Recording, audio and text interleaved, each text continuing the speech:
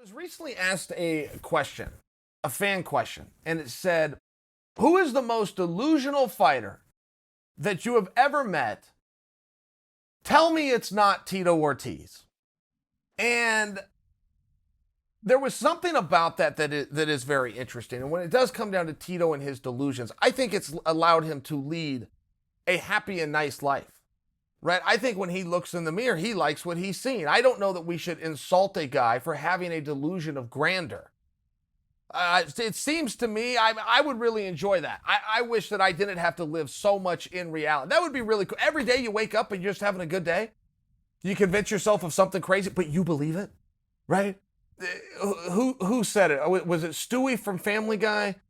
Whether you think you can or you think you can't, you're right. It is meant to be a joke, but there's a lot of truth to that. Tito is a special kind of crazy for me. He is a special kind of out of his mind. Tito and I don't get along. And Tito had won the UFC championship 2001, 2003, a meaningful amount of time ago. I was second. I made it to championship matches, but I didn't win a championship, and that hurt me. I wanted to win the championship. And my career ended and I retired and I didn't reach my goal. So Tito used that as a way to cause me pain, right? And what hurts, guys? The truth. It's the truth that hurts. So when Tito gives me a dose of the truth, yeah, it hurts. But I never came back to explain to Tito. I never wanted to discredit Tito. He did win the championship. That's true. That happened. The championship that Tito won was greatly different than the championship that I pursued. Tito won a regional show. It was King of the Cage. It was Gladiator Challenge. It was LFA. But he did win it. Now, over time, that show went on to do international business, become worth $4.2 billion, and that organization did something fantastic, which made what Tito had accomplished look wonderful. At the time he did it, the company had 31 athletes under contract. At the time that I tried to do it, the company had 556 athletes under contract. Just to offer you an example, at the time that I did it, it was allowed in all 50 states and 7 different jurisdictions worldwide. When Tito did it, it was allowed in 1 state, and he left the country to go to Japan where there was not any form of a jurisdiction. All I'm offering for you is it was significantly different, but he is more than happy to go through life claiming that he was a world champion. He wakes up every day and does every interview talking about he was a world champion. And you're kind of looking at it going, well, you were part of an organization that now is international. I think you have the right to that claim. And with just enough delusionalness, you could come out and sell that on people. Now, there's a number of guys who won world championships back in that same era that don't even claim to be world champions. When's the last time you saw Carlos Newton doing an interview talking about the time he was the world champion? By example, when's the last time Marolo Bustamante came out to sell DVDs and videos and brought his belt and told everybody he was the world champion? I mean, most of the guys from that time understood what it was. Give you a better historical example.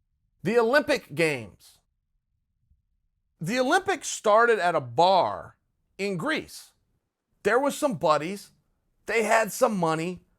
They were born to privilege, and they decided they're going to have all these sporting events, and they're going to have a first, second, and a third.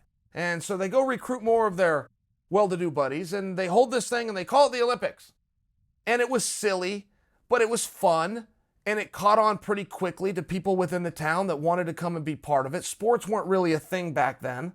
Okay, sports there wasn't coaches, there wasn't, NCAA, you couldn't get scholarships, military programs weren't doing, sports was a different thing. So they kind of came up with their rules and they kind of came up with how they were going to do it. And as it caught on, and by it caught on, started with 6 guys in a bar that were drinking buddies.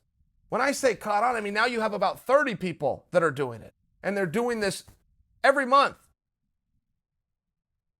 So the drinking buddies get together and they go, hey, wait a minute, we're not winning any of these medals anymore. We're not winning any of these games because a bunch of working men are showing up. A bunch of guys from the fields that are plowing all day.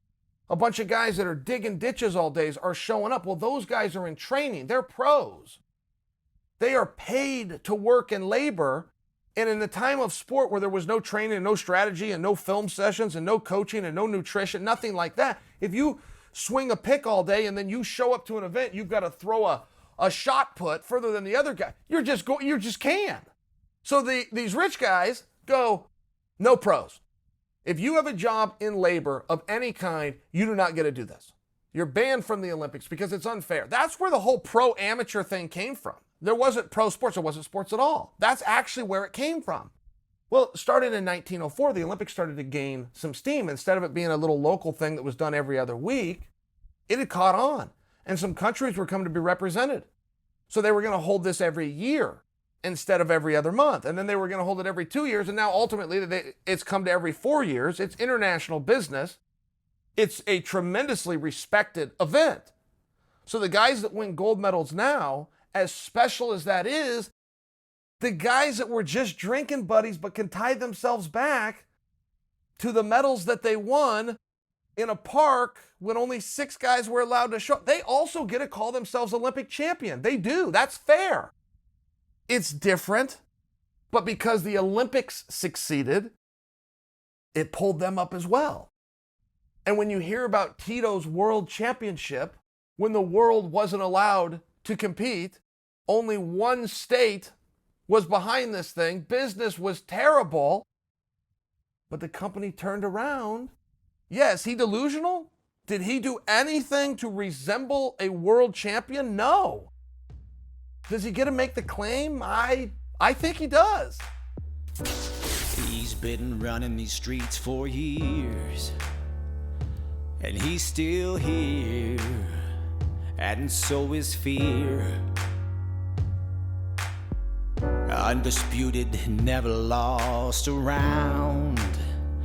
Bodies hit the ground when the bad guy comes to town. American gangster, this man'll put a hurt on you. You'll be crying for your mama by the time he's through. You better believe that your life's in